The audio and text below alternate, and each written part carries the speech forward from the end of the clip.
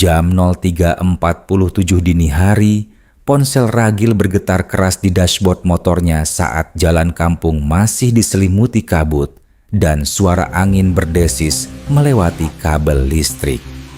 Pesanan bertuliskan nama Nur Aini itu meminta diantar ke pemakaman umum Kalibening, dan di tengah perjalanan penumpang perempuan di jok belakang berbisik, "Mas, jangan lewat jalan besar. Dia tidak suka orang ramai." Ketika Ragil menoleh karena merasa napas dingin di tengkuknya, jok belakang sudah kosong, sementara aplikasi masih menunjukkan perjalanan berlangsung dan suara tangisan samar terdengar dari arah makam.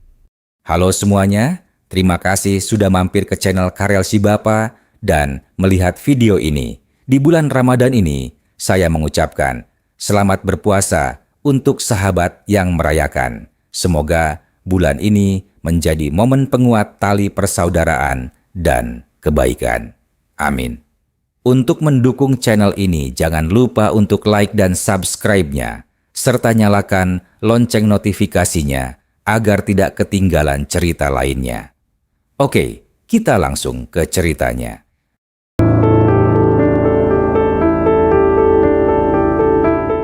Pagi setelah kejadian itu, Ragil duduk lama di warung kopi pinggir jalan, dekat pangkalan ojek online kecil di ujung gang. Ia memandangi ponselnya sambil mengusap wajahnya yang belum sempat tidur. Suara sendok beradu dengan gelas kaca berdenting pelan di sekitarnya. Kabut subuh baru saja menipis dan ayam kampung berkokok dari halaman rumah warga. Ia masih merasakan dingin yang tadi malam menempel di tengkuknya. Warung itu milik Bu Sarmi, seorang janda tua yang sudah lama mengenal para pengemudi. "Mas Ragil, kok pucat?" tanya Bu Sarmi sambil menuang kopi hitam panas. Ragil tidak langsung menjawab. Ia hanya memperlihatkan layar aplikasi pesanannya. Tulisan perjalanan pukul 03.47 masih tersimpan rapi. "Penumpangnya hilang di jalan," kata Ragil pelan. Bu Sarmi berhenti mengaduk gula. Sendoknya bergetar kecil. "Tujuannya kemana?" "Pemakaman Kalibening." Angin pagi tiba-tiba berhembus lebih dingin. Daun pisang di belakang warung berdesir panjang. Bu Sarmi menatap Ragil dengan wajah kaku. Ia seperti ingin mengatakan sesuatu, tapi menahan diri. "Mas, kamu yakin masih mau narik malam?" Ragil adalah perantau dari kampung yang sudah 2 tahun bekerja sebagai pengemudi ojek online di kota besar. Ia tinggal di kamar kontrakan sempit ukuran 3x4 meter. Di dalamnya hanya ada kasur tipis, kipas angin tua, dan meja lipat. Dindingnya lembab dan berjamur karena dekat selokan. Namun, baginya itu sudah cukup. Ia harus membayar biaya pengobatan ibunya di kampung. Ayahnya sudah meninggal 3 tahun lalu karena stroke. Sejak itu, Ragil menjadi satu-satunya tulang punggung keluarga. Ia sering mengambil order hingga dini hari. Jam sahur justru menjadi waktu favoritnya karena jalanan sepi. Malam biasanya terasa damai baginya. Ia menyukai suara mesin motor dan lampu jalan yang berbaris panjang. Kadang ia berbicara sendiri untuk mengusir kantuk. Sedikit lagi lunas cicilan motor, gumamnya hampir setiap malam. Ia tidak pernah percaya hal gaib. Temannya sesama driver Dimas duduk di sebelahnya pagi itu. "Lu beneran lihat penumpangnya?" tanya Dimas. "Awalnya ada," jawab Ragil. "Terus pas lewat jalan kebun karet, hilang." Dimas tertawa gugup. "Paling prank orang." Ragil menggeleng. "Joknya dingin banget, Dim. Kayak habis kena es." Suasana warung tiba-tiba hening. Bu Sarmi mematikan radio kecilnya. "Kalibening itu beda," katanya pelan. "Dulu sering ada driver yang cerita." Ragil mengangkat kepala. "Cerita apa?" "Pesanan sahur," jawab Bu Sarmi lirih.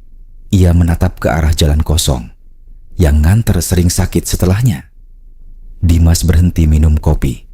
Ragil berusaha menertawakan itu. sugesti, Bu.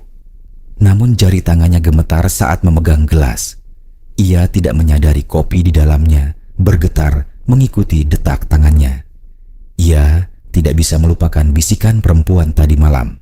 Suara itu jelas berada tepat di telinganya.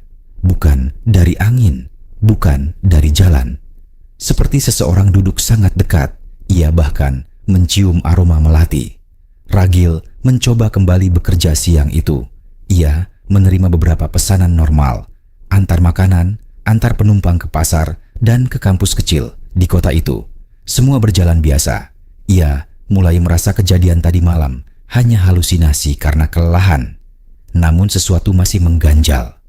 Setiap kali motor berhenti, ia spontan menoleh ke jok belakang. Tidak ada siapa-siapa.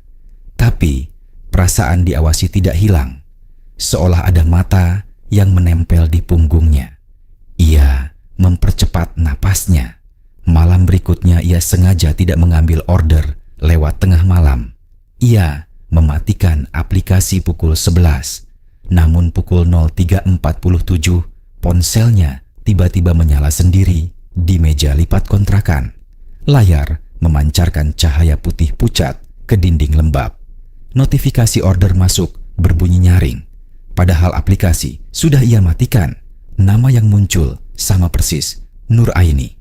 Ragil menelan ludah. Ia berbisik, "Siapa kamu?" Kipas angin berhenti berputar.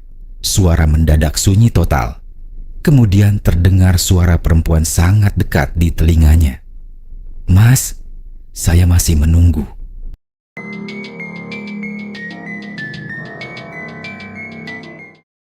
Ragil terpaku di atas kasur kontrakannya yang pengap ketika suara itu berakhir tepat di belakang kepalanya. Ia tidak berani menoleh. Detak jantungnya terdengar keras seperti dipukul dari dalam dada. Ponselnya masih menyala di meja lipat. Notifikasi perjalanan berkedip merah pelan. Aplikasi menunjukkan titik penjemputan hanya 30 meter dari kontrakannya. Padahal ia tidak pernah memasang lokasi itu. Ragil turun dari kasur dengan kaki gemetar. Lantai dingin terasa seperti basah. Ia meraih jaket dan helm dengan gerakan kaku. Ini cuma error sistem, gumamnya mencoba tenang. Namun tangannya sulit memasang tali helm. Ia bahkan beberapa kali menjatuhkan kunci motor. Suara logam jatuh memantul di kamar sempit. Gema kecilnya terasa terlalu panjang. Di luar gang, lampu jalan berkedip tidak stabil. Anjing liar menyalak panjang ke arah ujung gang. Tidak ada orang bangun sahur di sekitar. Tidak ada suara televisi. Kota terasa kosong seperti ditinggalkan. Motor menyala pelan. Suara mesin terdengar terlalu keras dalam keheningan. Ragil mengendarai perlahan menuju titik jemput. Aplikasi memandu ke sebuah rumah kosong di pojok gang lama. Rumah itu sudah lama terbengkalai. Pagar besinya berkarat dan terbuka sedikit. Rumput liar tumbuh setinggi lutut. Pohon mangga tua berdiri di halaman. Angin membuat daun-daunnya berisik seperti bisikan. Ragil berhenti tepat di depan pagar. Ia menunggu 1 menit. Tidak ada siapa-siapa. Ia hampir membatalkan pesanan. Tiba-tiba, pintu rumah berderit terbuka perlahan. Suara kayu tua menggesek sunyi malam. Seorang perempuan keluar pelan.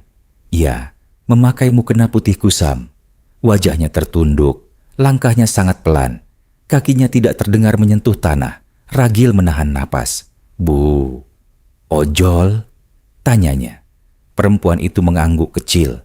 Ia naik ke jok belakang tanpa suara. Motor bergoyang sangat ringan.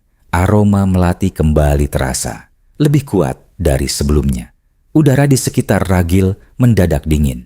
Embun tampak di kaca spionnya. Ia melihat wajah penumpang samar di kaca. Wajah itu pucat, matanya sembab, bibirnya bergerak. "Mas, cepat ya." Suaranya hampir tidak terdengar. Ragil mengikuti rute aplikasi. Arah tujuan tetap pemakaman Kali Bening. Ia menelan ludah berkali-kali. Jalanan kosong total, hanya suara mesin motor dan angin. Saat melewati jalan raya besar, aplikasi tiba-tiba mengubah rute. Panah navigasi berbelok ke jalan kebun karet sempit. Lampu jalan tidak ada di sana, hanya gelap pekat. Ragil memperlambat motor. "Lewat sini saja," bisik penumpang. Suaranya tepat di telinga Ragil. Ia merinding hebat, tangannya berkeringat dingin. Ia tetap mengikuti jalan itu. Suara serangga malam sangat keras. Kabut tipis turun dari antara pohon. Ban motor melewati tanah lembab. Kemudian terdengar suara lain. Seperti langkah kaki mengikuti dari belakang. Ragil menoleh ke spion. Tidak ada kendaraan lain, namun bayangan hitam bergerak di antara pohon. Ia mempercepat motor. Suara langkah ikut semakin cepat. "Mas, jangan berhenti," kata perempuan itu. Nadanya panik. Ragil merasakan tangan dingin menyentuh bahunya. Ia hampir kehilangan kendali setir. Motor oleng sebentar. Jalan semakin gelap. Kabut semakin tebal. Tiba-tiba mesin motor mati sendiri. Lampu juga padam. Kegelapan langsung menelan semuanya. Ragil menekan starter berkali-kali. Tidak menyala. Ia menahan napas. Suara napas perempuan di belakangnya hilang. Ia menoleh perlahan. Jok belakang kosong lagi. Namun tanah di sekitar motor basah. Bukan oleh air. Ada bekas kaki kecil menuju arah pepohonan. Dari dalam hutan karet terdengar tangisan perempuan. Panjang, serak, dekat sekali. Kemudian suara itu memanggil pelan. "Mas, jemput aku lagi."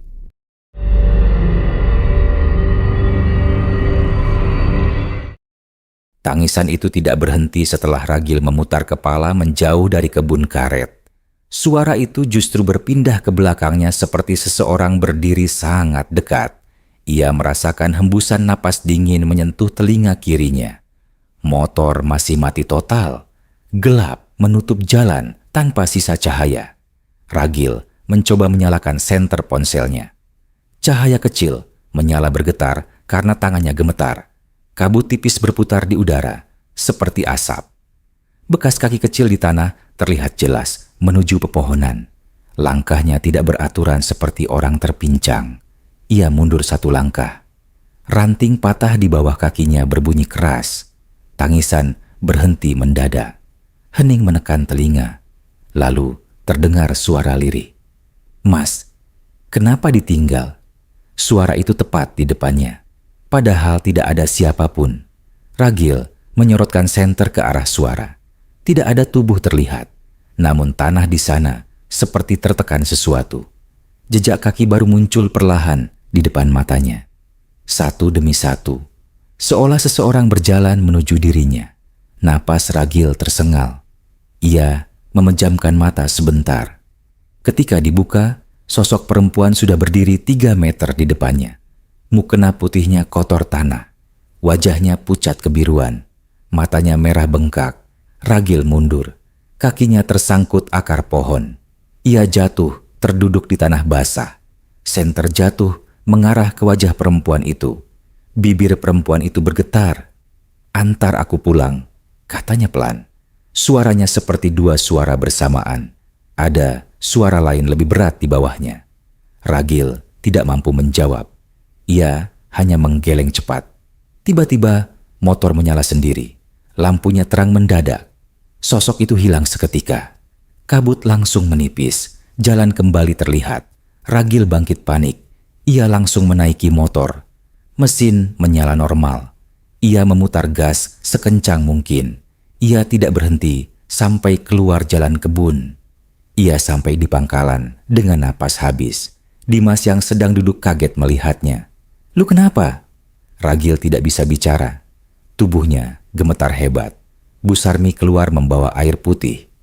"Minum dulu," katanya. Ragil meminum sambil terisak. Air tumpah ke bajunya. Ia akhirnya bicara terbata. "Aku lihat dia. Dia nyata." Dimas terdiam. Bu Sarmi menutup mulutnya. Radio warung tiba-tiba berisik sendiri. Suara statis memenuhi ruangan. Dari radio terdengar suara perempuan sangat pelan. "Mas Ragil." Semua membeku. Dimas mematikan radio. Namun suara tetap terdengar. Bukan dari radio. Suara itu dari belakang kursi Ragil. Ragil menoleh pelan. Tidak ada siapa-siapa. Namun bangku kayu cekung, seperti diduduki. Bu Sarmi menangis pelan. Dia nempel. Ragil membeku. Siapa? Bu Sarmi menatapnya takut. Perempuan yang mati di jalan kebun itu, katanya. Ia menceritakan kejadian 3 tahun lalu. Seorang gadis bernama Nur Aini hilang setelah pulang sahur. Motor yang menabraknya tidak pernah ditemukan. Mayatnya ditemukan di dekat pemakaman Kali Bening. Sejak itu sering ada driver mendapat order sahur. Semua mengarah ke kuburan yang sama. Beberapa demam berhari-hari. 1 orang berhenti kerja selamanya. Dan 1 orang hilang. Ragil pucat. Apa dia mau aku? Bu Sarmi menggeleng pelan. Dia mau diantar pulang, tapi bukan ke rumah. Angin tiba-tiba masuk ke warung. Lampu berkedip keras. Gelas di meja bergetar. Aroma melati memenuhi ruangan. Lalu suara perempuan itu berbisik jelas. Antar aku. Ke tempat aku ditinggalkan. Ragil sadar sesuatu. Lokasi yang ia lihat tadi bukan pemakaman. Itu tempat kecelakaan. Dan aplikasi masih berjalan. Tujuan perjalanan belum selesai.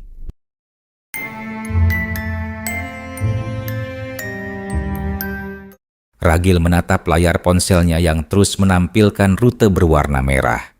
Garis navigasi itu berdenyut pelan seperti nadi hidup. Tujuan perjalanan belum berubah. Status aplikasi masih mengantar penumpang. Padahal tidak ada siapapun di jok belakangnya. Dimas mencoba mengambil ponsel itu. Layar tiba-tiba meredup sendiri. Kemudian menyala kembali dengan peta lebih dekat. Titik tujuan berada tepat di tengah kebun karet, bukan di gerbang pemakaman. Lu harus ke sana lagi, kata Bu Sarmi dengan suara bergetar. Ragil menggeleng cepat. Tidak, aku hampir mati tadi. Kipas angin warung berputar sendiri lebih kencang. Aroma melati semakin pekat. Suara perempuan terdengar lagi. Mas, perjalanan belum selesai. Ragil menutup telinga. Namun suara tetap terdengar dari dalam kepalanya. Ia berteriak panik. Kenapa aku? Tangisan lirih menjawab. Lampu warung mati mendadak. Gelap total beberapa detik. Saat lampu menyala kembali, jok motor Ragil basah. Ada bekas, duduk jelas. Seperti seseorang baru saja naik. Motor bergetar halus. Klakson berbunyi sendiri 1 kali. Ragil mundur ketakutan. Bu Sarmi memegang bahunya. Dia sudah ikut dari tadi, katanya. Dimas pucat. Gua antar lu bareng, ucapnya. Ragil menatapnya ragu. Namun mesin motor tiba-tiba meraung keras. Gas berputar sendiri. Motor bergerak maju perlahan tanpa ditarik. Berhenti tepat di depan Ragil. Seolah menunggu ia naik. Suara napas perempuan terdengar di belakangnya. Dekat sekali. Mas Ragil. Kali ini suaranya tidak sedih, terdengar memohon. Ragil akhirnya memakai helm. Tangannya gemetar hebat. Ia menaiki motor dengan kaku. Udara di punggungnya terasa sangat dingin. Ia tahu ada yang duduk di sana. Dimas mengikuti dari belakang dengan motornya. Mereka menuju jalan kebun karet lagi. Subuh hampir tiba, namun langit tetap gelap. Kabut jauh lebih tebal dari sebelumnya. Lampu motor hanya menembus 1 meter ke depan. Semakin masuk, mesin motor Ragil menjadi pelan. Seolah ditahan sesuatu. Suara detak jantungnya terdengar di telinga. Ia bicara lirih. Kamu mau kemana? Bisikan menjawab. Ke tempat aku dipanggil terakhir. Motor berhenti sendiri di sebuah tikungan tanah. Tidak ada nisan di sana. Hanya pohon karet tua patah. Tanah di bawahnya hitam dan lembab. Aplikasi berbunyi. Tujuan tercapai. Layar ponsel berubah putih. Kemudian muncul foto. Foto kecelakaan lama. Seorang gadis tergeletak di jalan. Mukena berlumur darah. Ragil menahan napas. Wajahnya sama dengan penumpangnya. Tiba-tiba suhu turun drastis. Kabut berputar mengelilingi motor. Dimas berhenti di belakang. Ragil, jangan turun, teriaknya. Namun Ragil sudah berdiri. Tanah di depannya perlahan cekung, seperti ada tubuh di bawahnya.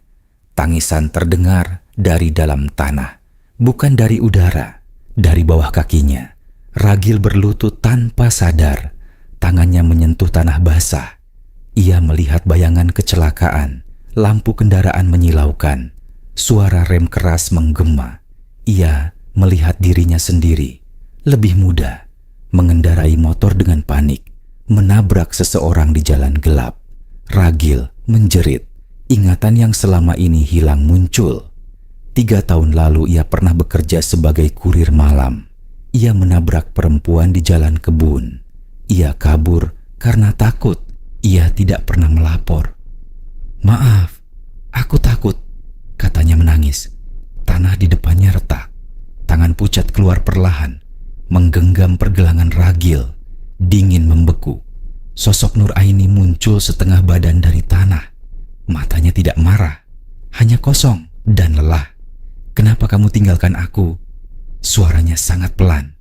Ragil menangis keras. "Aku kembali. Aku antar kamu pulang." Angin tiba-tiba berputar kencang. Pohon karet bergoyang keras. Dimas berteriak dari jauh. Sosok itu mendekat. Tangannya menyentuh dada Ragil. Ragil terdiam.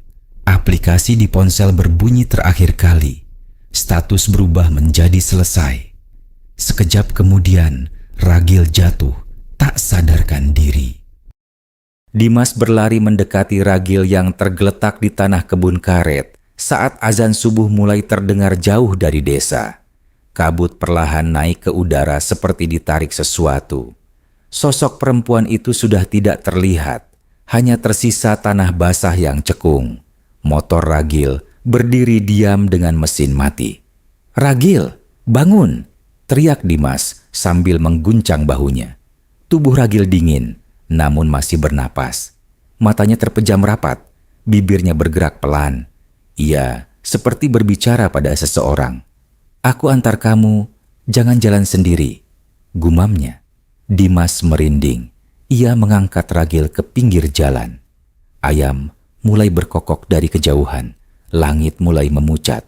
Saat Dimas mengambil ponsel Ragil, layar masih menyala. Aplikasi perjalanan sudah tidak menampilkan rute. Namun riwayat order muncul sendiri. Ada 1 perjalanan tambahan. Waktu tercatat pukul 04.12. Penjemput Ragil, penumpang Nur Aini. Tujuan rumah. Dimas mengernyit. "Rumah siapa?" bisiknya. Ia membuka detail alamat. Dadanya langsung sesak. Alamat itu adalah kontrakan Ragil. Bukan kebun karet, bukan pemakaman. Ia menoleh pelan ke arah temannya. Ragil masih tak sadar. Mereka membawa Ragil pulang pagi itu. Bu Sarmi membantu membaringkannya di kasur tipis. Ia menaruh air doa di dekat kepala Ragil. "Dia belum selesai," katanya pelan. Dimas terdiam. Siang hari Ragil sadar. Wajahnya pucat tapi tenang. Ia melihat sekeliling kamar seperti baru pertama kali. "Dim, dia sudah sampai rumah," katanya lirih. Dimas membeku. "Kamu mimpi?" Ragil menggeleng pelan. Ia menatap sudut kamar. Matanya berkaca. Dia duduk di situ semalam. Kipas angin berputar pelan. Namun tirai jendela bergerak berlawanan arah. Udara kamar mendadak dingin. Aroma melati muncul lagi. Dimas perlahan mundur. Malam berikutnya, Ragil tidak lagi bekerja. Ia hanya diam di kamar. Sering berbicara sendiri pelan. Seperti menjawab pertanyaan. Tetangga mulai memperhatikan. Suatu malam Dimas datang membawa makanan. Pintu kamar tidak terkunci. Lampu mati. Hanya cahaya ponsel menyala di meja. Motor Ragil tidak ada di depan. Dimas masuk perlahan. "Ragil?" Tidak ada jawaban. Namun ponsel di meja berbunyi. Notifikasi order masuk. Nama penumpangnya kosong. Titik penjemput berada di dalam kamar itu. Tujuan, pemakaman Kali Bening. Status, driver menuju lokasi. Dimas gemetar. Ia berlari keluar. Di ujung gang terdengar suara motor menjauh. Pelan, stabil, seperti mengantar penumpang. Keesokan paginya, warga menemukan motor Ragil terparkir rapi di dekat gerbang pemakaman. Helmnya tergantung di setang. Mesin sudah dingin, tidak ada tanda kecelakaan. Namun Ragil tidak pernah ditemukan. Sejak saat itu, beberapa pengemudi ojol mengaku menerima pesanan sahur baru. Nama pemesannya berubah, bukan lagi Nur Aini. Kini tertulis satu nama, Ragil. Kadang penumpang mengatakan dengan suara pelan, "Mas, jangan lewat jalan besar." Dan setiap kali order itu muncul, jam di layar selalu menunjukkan pukul 03.47. Demikianlah cerita horor pada video kali ini. Terima kasih sudah menonton video ini. Jangan lupa untuk komen, like, dan subscribe-nya.